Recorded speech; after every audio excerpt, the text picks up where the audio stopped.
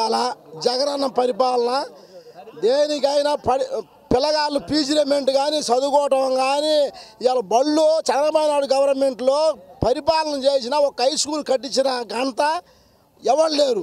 పందులు పోయినాయి, మేకలే పోయినాయి, పాములే వచ్చినాయి. ఇవాళ బళ్ళు చూస్తే మాసకంగా మన ఇల్లులు కూడా అంత శుభ్రంగా లేవు. అంత ఈనంగా చేసిన ముఖ్యమంత్రి మన జగన్మోహన్ రెడ్డి గారు.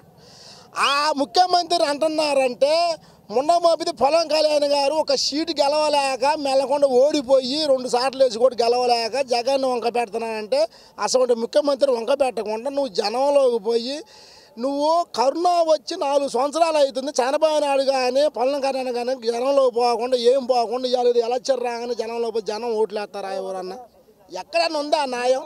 పట్టు నుంచి నువ్వు జనాన్ని పట్టకొచ్చి జనంలో పో రావచ్చు. పరిపాలన నువ్వు ఒకటి వస్తు నువ్వు ఒకసారి చేయవచ్చు, నేను ఒకసారి చేయవచ్చు. అసలు నువ్వు జనాన్ని పట్టకొచ్చింది అయితే నువ్వు పట్టకు రాకుండా ఇవాళ ముఖ్యమంత్రి గారు ఇవాళ ఇచ్చిన ఫీజు రిమెంట్ ఏంది, అమ్మఒడి పథకం ఏంది, ఇవాళ ముసలోళ్ళు పింఛన్ తీసుకోవాలంటే ఇంటికాడికి పోయి జేబులో పెట్టుకుంటారు.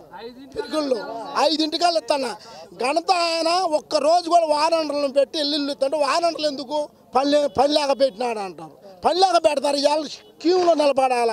ఇదివరకు చంద్రబాబు నాయుడు గవర్నమెంట్లో ఇవాళ ఇంటికి పోయి వాళ్ళు పని చేసుకొని హాయిగా బతుకుతారు. అసవంటివి కూడా పొలం కళ్యాణ్ అయ్యేందుకు అంటాడు. చంద్రబాబు నాయుడు చేయలేక దద్దమ్మ కోతలు కూసుకొని పనికి మాలిన కోతలు కూయటం, జగన్మోహన్ రెడ్డి మీద చేయిపెట్టి చీపేయటం. జగన్ ఇప్పుడు చేసింది ఏమంటే జగన్ చేసింది ఒక్క 5 ఏళ్ళేనండి. ఇంక 29 చేయాల, 29 సంవత్సరాలు చేయాలి ఆయన. ఇప్పుడు 5 చేసింది. ఈసారి ఇంక అయిపోతే పొలం కళ్యాణం పోయి సాగర్ డాములో పడతాడు. ఈ చంద్రబాబు నాయుడు పోయి కెట్లో దూకటమే. ఏమి లేదు, కట్టగట్టి ఏమి లేదు. కొద్దిగా గడువు ఉంది. 6 నెలలే వాళ్ళు ఆరోగ్యం బాగుండేది. లేకపోతే శుభ్రంగా పోయి జై రామ్ అనుకుంటా మన గత చెబుతారు చూడు. చంద్రబాబు కూడా మొన్న నిజం గెలిచింది బాబు బయటకు వచ్చాడు అంటున్నారు. చంద్రబాబు నిజం గెలిచినందుకు బయటకు వచ్చాడు. నిజంగా లేదు, నిజం కాదండి. ఎవరికైనా బేలు ఇప్పుడు చంద్రబాబు నాయుడికి ఆరోగ్యం బాగలేక సరే ఓరు అని కళ్ళు అని అంటే జడ్జి గారు ఓరివైనా మనకైనా బెయిల్ ఇస్తాడుగా. మళ్ళీ సల్లంగా లోనికి పోతాడు, ఇబ్బంది లేదు. ఇంకా చాలా ఉన్నాయి, అంత తెంగి తిన్నాయి, అవన్నీ బయటకు వస్తాయి.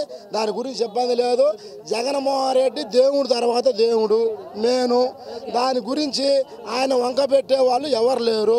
ఇవాళ పరిపాలన హాయిగా జరుగుతుంది, ఇబ్బంది లేదు. ఏదో ఒకటి వంక పెట్టకపోతే ఎట్టండి. 170 సీట్లు 170 కంపల్సరీ. ఒక్క సీటు కూడా ఓడిపోదు. అసలు ఆయన గెలవమన్నాయా రేపు? ఆయన గెలిస్తే బ్రహ్మాండంగా ఉంటుంది. ఆయన గెలవలేదుగా. గెలిచినాక చెప్పమని ముందర గెలిచినాక మాట్లాడదాం. గెలవలేదుగా పాపం మహారాజు. మన పరిపాలన బ్రహ్మాండంగా ఉంది, ఇబ్బంది లేదు. సరే ఓకే.